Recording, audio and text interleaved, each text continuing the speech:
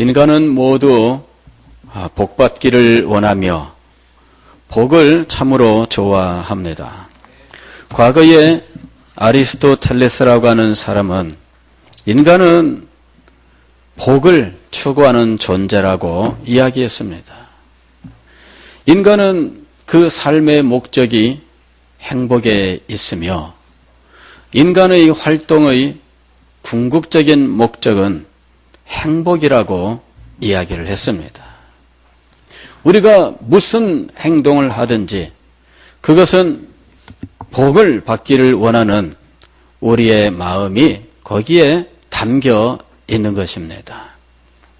그래서 옛날부터 인간들은 복을 소망했고 도대체 복이 무엇인지 어떤 것을 인간들이 소망하는지 정리하기를 좋아했습니다. 중국의 오래된 고전 시경에 보면은 인간이 추구하는 가장 좋은 복을 5가지로 정리하여 오복이라고 소개를 했던 것이죠. 그리고 그 후로부터 수천 년 동안 중국뿐만 아니라 우리나라도 오복을 갖추면 최고의 복이라고 생각했던 것입니다. 그러나 여러분, 우리는 진정 참된 복이 무엇인지를 분명히 알아야 하고 복의 근원이 무엇인지를 분명히 알아야 합니다. 한동안 우리는 이 복에 대해서 상당히 혼동하고 방황하는 삶을 살았습니다.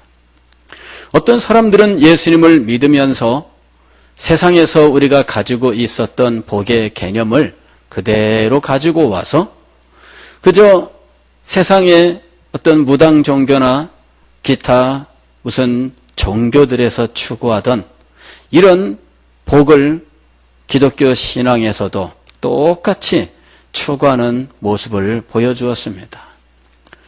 그런데 여러분, 성경은 분명히 복에 대해서 말씀하고 있지만 그러나 세상 사람들이 생각하는 것과는 다른, 세상의 종교들이 가르치는 것과는 다른 참된 복에 대해서 말씀하고 있는 것입니다.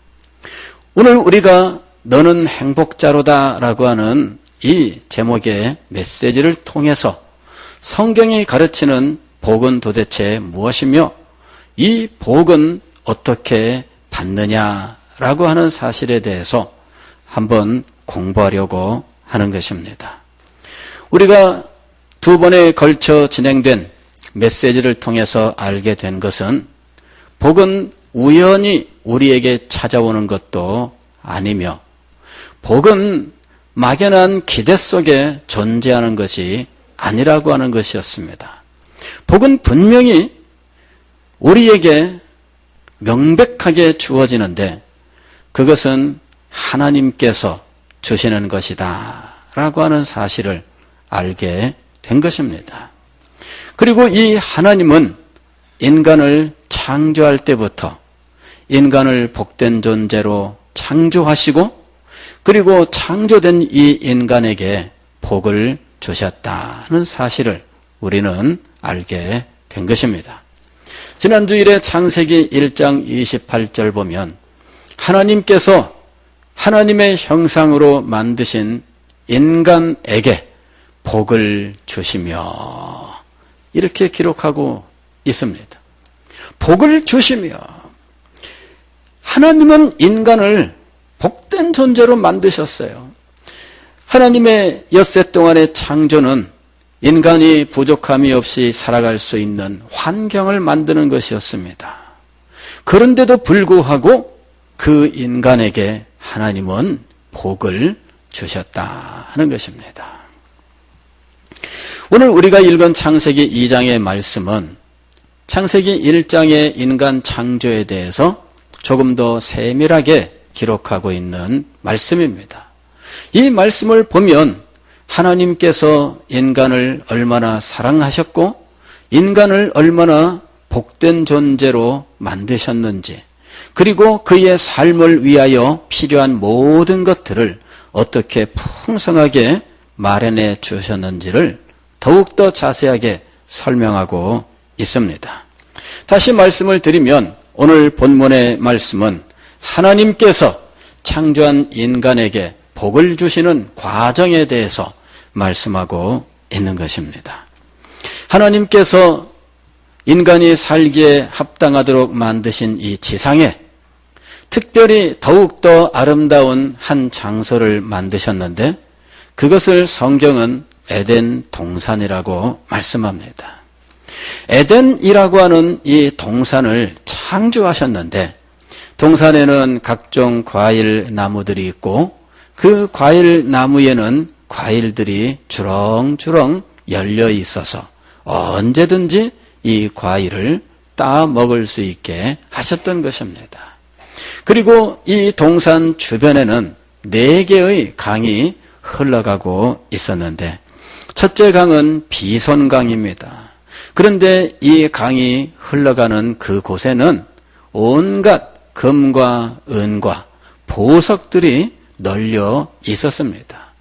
강물이 흘러가는 그 강에는 모래가 있고 그 모래 속에는 금들이 흘러가고 있었는데 그저 모래를 파 올리면 모래 속에 순금들이 있었던 거예요. 놀랍지요? 오늘날도 사금이라고 하는 것이 있습니다. 산속에 금이 있는 어떤 바위가 깨어지고 그 바위 깨어진 것들이 물살에 굴러굴러 내려오면서 잘게 부서지고 잘게 부서진 이것들이 물살에 계속 씻기고 내려오면서 일반 돌보다 더 무거운 이 금이 이제 강바닥에 쌓이게 되는 거죠. 그거를 바구니를 들고 들어가서 강바닥 모래를 퍼 올려서 물에다가 살살살살 이렇게 흔듭니다. 마치 쌀 그 겨 다 바람에 날려버리듯이 이 모래를 살살살살 하면은 마지막에 바구니 가장 가운데에 반짝반짝 빛나는 것들이 이렇게 모이는 거예요. 그러면 그것들만 하나하나 골라내가지고 따로 모아요. 주머니에 두둑하게 넣고 다니면서 이게 바로 사금팔이야. 그죠? 이게 바로 사금팔입니다. 그것을 발견하면 뭐라고 얘기해요? 노다지를 발견했다. 그러잖아요. 노다지. 근데 여러분, 이 비손강에 있는 금은 그렇게 어렵게 엄청난 모래를 헤쳐야 이만큼 나오는 금이 아니에요.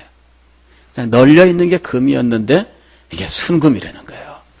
그 다음에 그 땅에는 온갖 보석들이 나고 있다는 거죠. 엄청난 곳이었습니다. 그 외에도 기온강과 히데겔강과 유브라데 강이 있어서 4개의 강이 이 에덴 동산을 지나가고 있었던 거예요. 강이 도대체 무엇입니까? 강은 단순히 물길을 의미하는 게 아니에요. 물길은 물길인데 이것이 바로 인간의 삶의 터전이에요. 강이 없으면 하다못해 시냇물이라도 있어야 사람들이 그곳에 모여 살 수가 있어요. 강이 있으면 많은 사람들이 모여 살 수 있고 많은 사람들이 모여 살면 그곳에서 문명이 발달하게 되어 있는 것입니다. 세계사를 공부해 보면 인류의 최초의 문명은 강에서 발생을 했는데 4개의 큰 강에서 문명이 발생했다. 이렇게 이야기합니다. 이집트에서 나일강을 중심으로 이집트 문명이 발달을 했고 유브라데 강 주변에서 유프라테스 문명이 발달을 했고 인도의 인더스강에서 이제 문명이 발달을 하고 중국의 황하강에서 황하 문명이 발달했다. 다시 말씀을 드리면 인간이 강을 통해서 생명을 유지할 뿐만 아니라 그곳에서 많은 사람들이 함께 살면서 문화가 꽃피우고 발전하게 되어서 문명이라고 하는 인간의 가장 발달된 아름다운 삶을 만들게 되었다 하는 것입니다. 그런데 하나의 강이 아니라 4개의 강이 둘러싸고 지나가는 이 에덴 동산은 도대체 어느 정도의 아름다운 장소가 되었을까 하는 것이죠. 여러분, 오늘 성경 말씀을 보면 하나님께서 에덴 동산에 두신 인간에게 땅을 경작하고 지켜라 하고 말씀하시는 장면이 나옵니다. 땅을 경작하는데 이 강가에 있는 땅만큼 좋은 땅이 없어요. 왜 여러분, 우리 지금 이 낙동강은 강폭이 굉장히 넓습니다.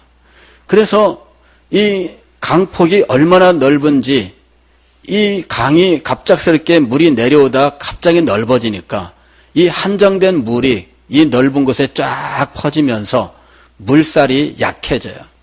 물살이 약해지면 물속에 있던 이런 부유물들이 가라앉기 시작을 하거든요. 그러니까 이 가라앉은 것들이 오랜 세월 동안 쌓이고 쌓이면서 무엇이 되느냐 하면은 이 을숙도가 되는 거예요.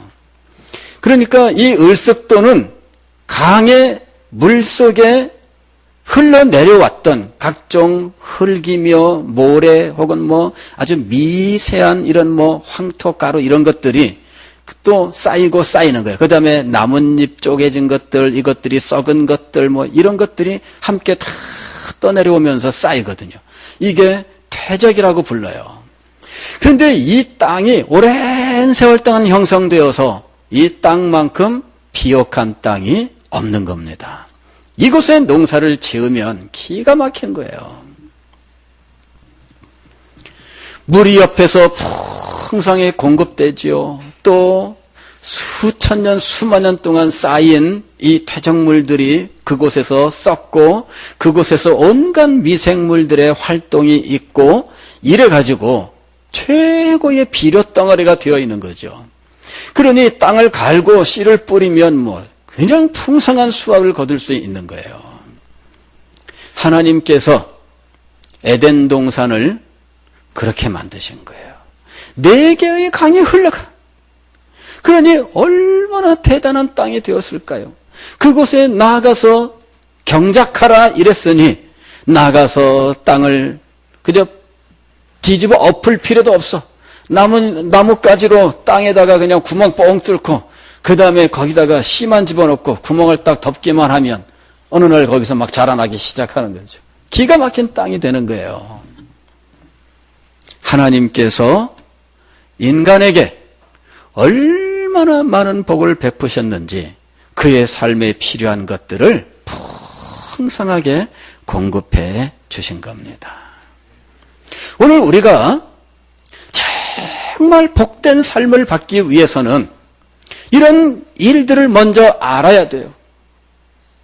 복이라고 하는 것이 우리하고는 상관이 없이 먼 나라의 이야기인 줄로 생각했던 우리가 하나님의 말씀을 읽고 보니 그게 아니었다는 사실을 알게 되는 거예요. 나는 너무너무 힘들고 나는 정말 하는 일마다 안 되고 이러는 사람들이 있습니다. 누군가 복권 당첨됐다 그러면 저 사람들은 무슨 복이 많아서 저런 게 당첨되나 이런 생각하잖아요. 그런데 오늘 우리가 성경을 읽어보니까 복은 그렇게 먼 게 아니었습니다. 복은 하나님께서 우리에게 당연히 주시는 것이었습니다. 하나님께서 우리에게 마음껏 베푸셨던 것입니다. 복이 애초에 무엇이었는지를 분명히 아는 것이 중요해요. 진정 하나님께서 베푸시는 복을 받기를 원한다면 이 사실부터 우리가 분명히 알아야 합니다. 복은 싸우고 투쟁하고 해야 우리에게 주어지는 것이 아니며 복은 속에 불평 불만을 가지고 찾기 위해서 그냥 맨날 그것만을 붙들고 인상 쓰며 살아야 오는 것도 아니고 복은 하나님께서 애초에 인간에게 주셨던 삶 그 자체였다 하는 것입니다. 복은 특별히 구해야 되는 것이 아니었어요. 복은 하나님께서 우리에게 그냥 주셨던 것입니다. 마치 우리가 공기를 호흡하는 것처럼 하나님은 우리에게 자연스럽게 모든 것을 다 누릴 수 있도록 주셨던 겁니다. 부족함이 없는 모든 환경들, 아름다운 동산을 주셨고 맛있고 풍족한 양식을 주셨고 그가 땅을 파면 곡식과 온갖 종류의 열매를 거둘 수 있는 피옥한 토지도 주셨고 이 모든 것들을 다 주셨을 뿐만 아니라 하나님께서는 동산 중앙에 생명나무와 선악을 알게 하는 나무까지 주셔서 인간을 진정으로 복된 존재가 되게 하셨던 겁니다. 우리는 이 선악을 알게 하는 나무의 실과 소위 선악과라고 하는 것에 대해서는 좋은 추억이 없습니다. 그렇죠? 예. 뭐 추억이라고 말고 할 거 있나요? 우리가 직접 경험한 것도 아닌데 그러나 직접 경험한 것은 아니지만 그것 때문에 사실은 온갖 불행이 인간에게 찾아오게 되었으니 선악과라고 하는 것을 보기만 해도 마음속에서 아이고 선악과야 이런 마음이 들 수 있다는 거죠. 그러나 사실 알고 보면 이 선악과는 하나님께서 인간에게 주신 복의 결정체예요. 복 위에 복을 주셨는데 그것이 바로 선악과라고 하는 것이었습니다.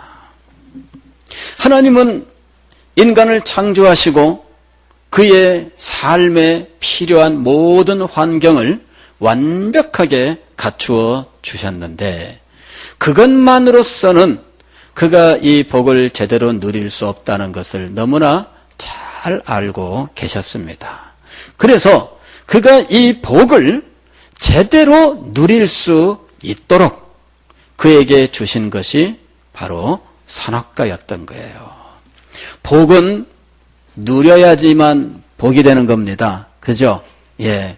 복은 누릴 줄 알아야 진정 복이 되는 거예요. 우리들은 왜 그런 얘기 하잖아요. 아유, 저게 배불러서 저러지. 이런 말 많이 쓰잖아요. 응? 저게 배불러서 그러지. 야, 엄마 아빠 어릴 때는 말이야. 이렇게 나온다고. 이 엄마 아빠 어릴 때 어떤 일이 있었어요?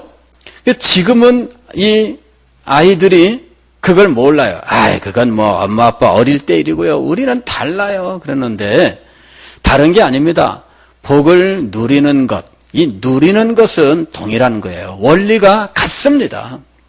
그런데 자기에게 주어진 이것이 복인 줄도 제대로 모르고 그리고 그것을 바르게 사용할 줄 모른다면 그게 어떻게 복이 되겠어요? 가끔씩 우리는 정말 부족함 없이 아주 풍족한 집에서 태어난 사람들에 대해서 이야기합니다. 요새 주변에서 무슨 뭐 금수저니 흙수저니 뭐 이런 그 이야기들이 많잖아요. 얼마 전에 며칠 전이죠. 서울대 학생 한 사람이 자취방에서 그만 자살을 했어요. 유서를 발견했는데 유서의 내용은 뭐냐? 자기는 이 수저 색깔에 의해서 삶이 결정되는 이 현실이 너무나 고통스럽다는 거죠.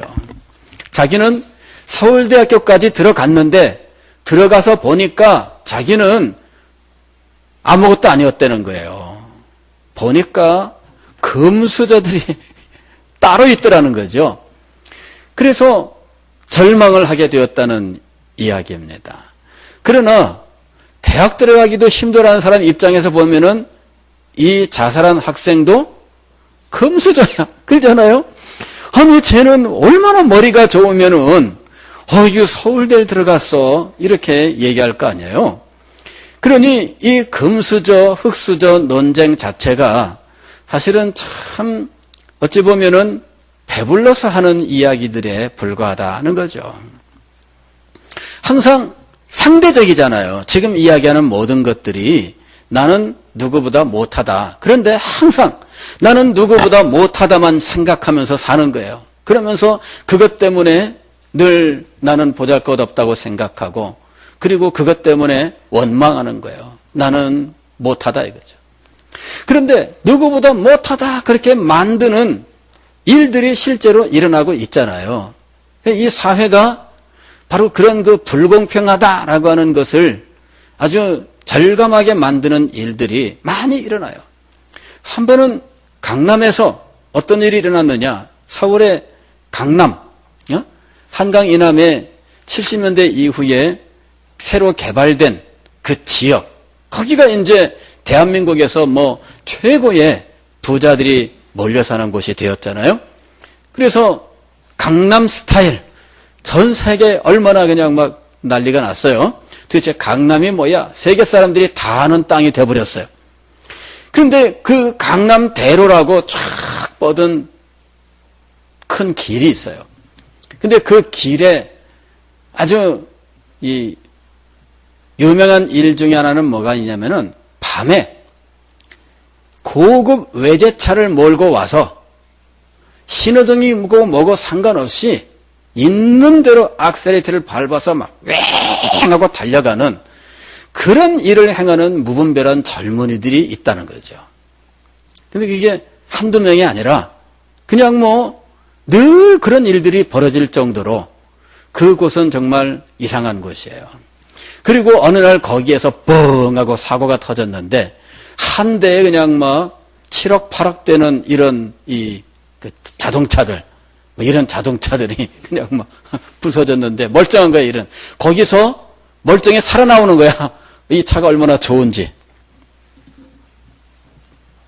근데 그런 이야기를 들으면 우리는 어떻게 생각하느냐 하면, 아유, 정신 나간 것들.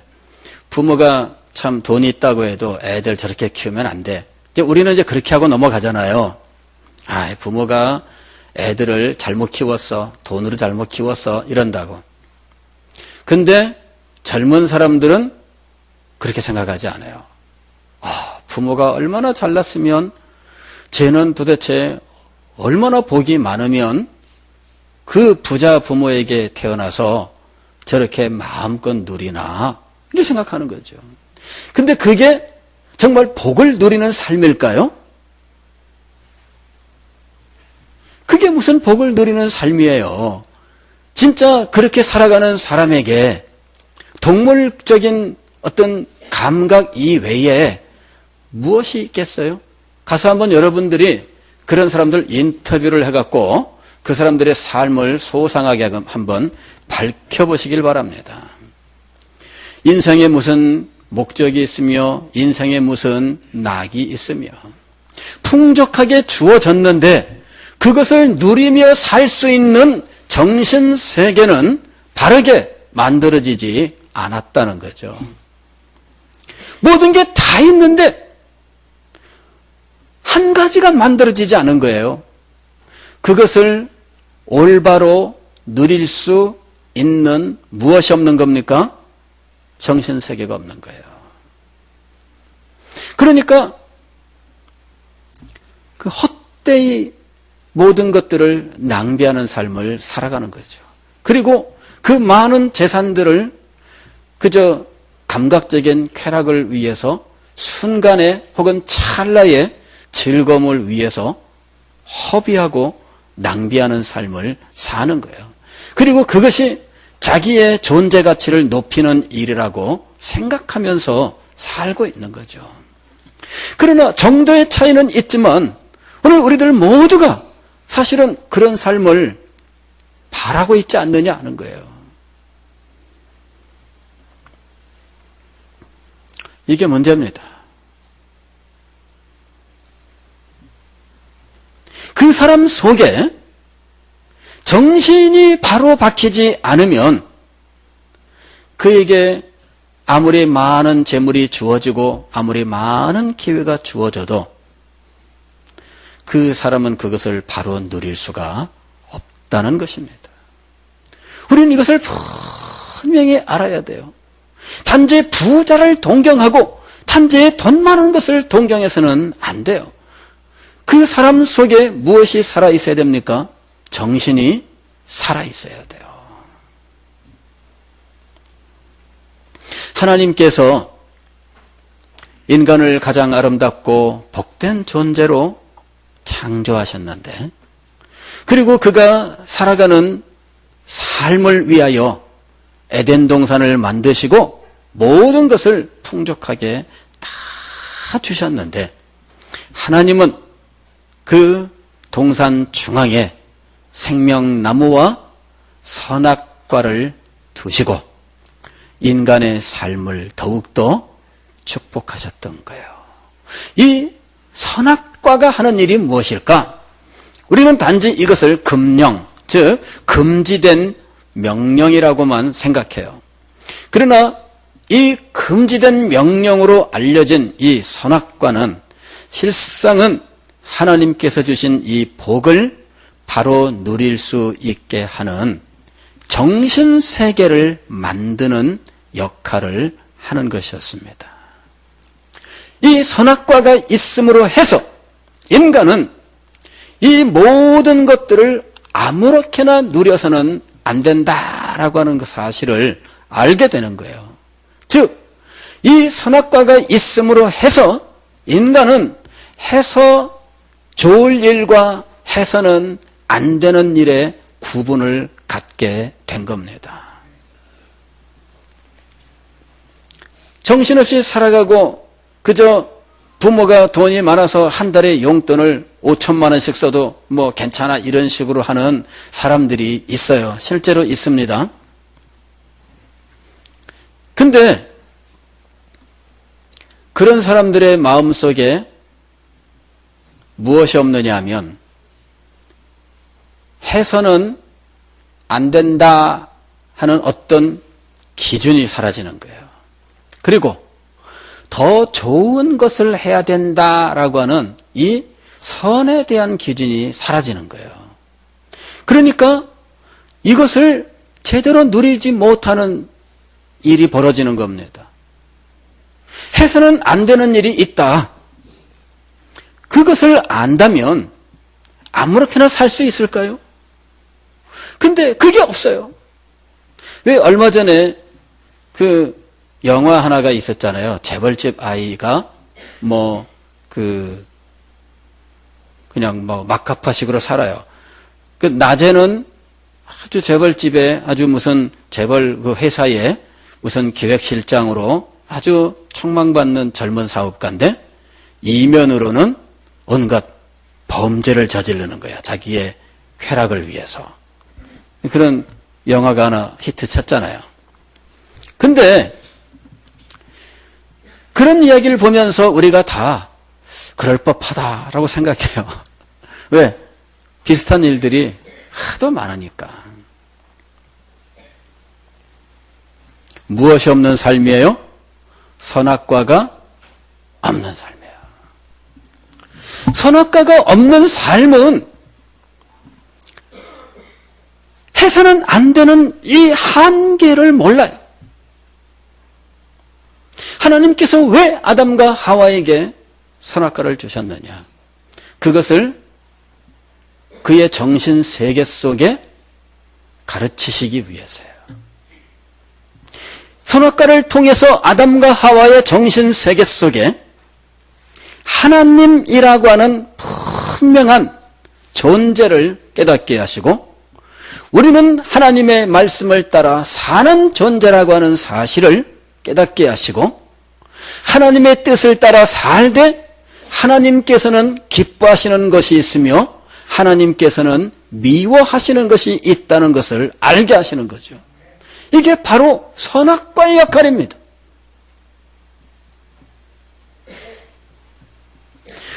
이 선악과는 신약으로 말씀을 드리면 성찬에 해당하는 거예요. 성찬.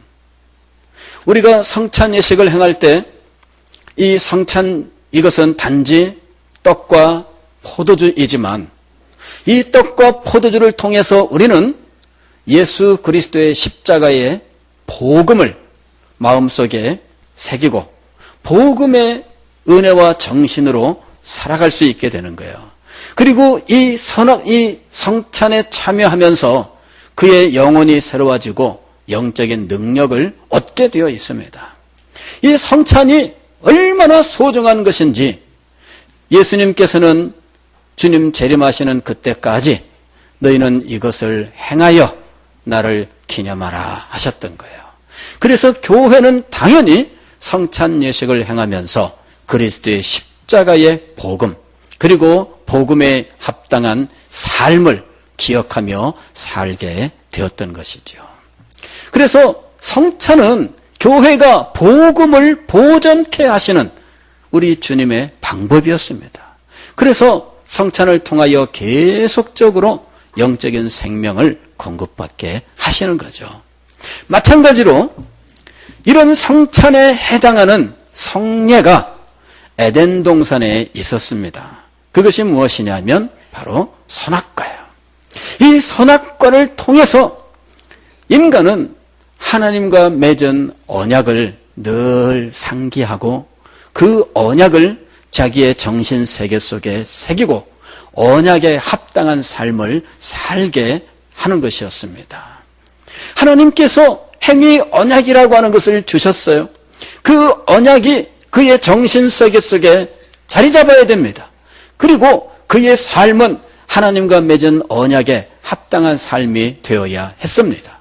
그런데 이 언약을 늘 생각나게 하고 가르치고 가슴에 새기게 하고 그리하여 그의 정신세계에 언약이라고 하는 이것을 정신세계의 원리로 세우게 하는 것이 있었는데 그것이 바로 선악과였던 겁니다. 그래서 이 선악과는 하나님께서 인간에게 주신 이 복, 하나님께서 그에게 만들어주신 이 풍족한 삶을 바르게 살게 하고 누리게 하는 하나님의 방법이었던 거죠. 우리는 하나님의 복을 받기 위해서 그리고 하나님께서 주신 이 복을 누리기 위해서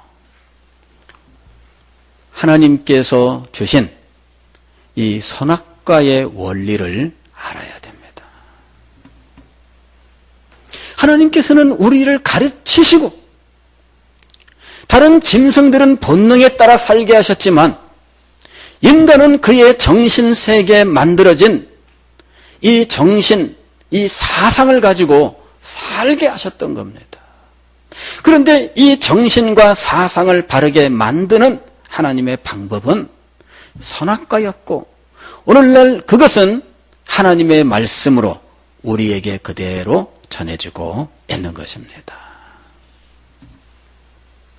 복의 근원은 오직 하나님이시며 하나님은 우리가 복이라고 생각하는 그 모든 것들을 인간의 보편적인 삶으로 이미 허락해 주셨다는 것과 그것을 누리는 삶을 바로 살게 하시기 위하여 선악과라고 하는 것을 성례로 세워 하나님의 언약을 가르치고 그 언약에 따라서 살아갈 수 있게 하셨다는 것이죠.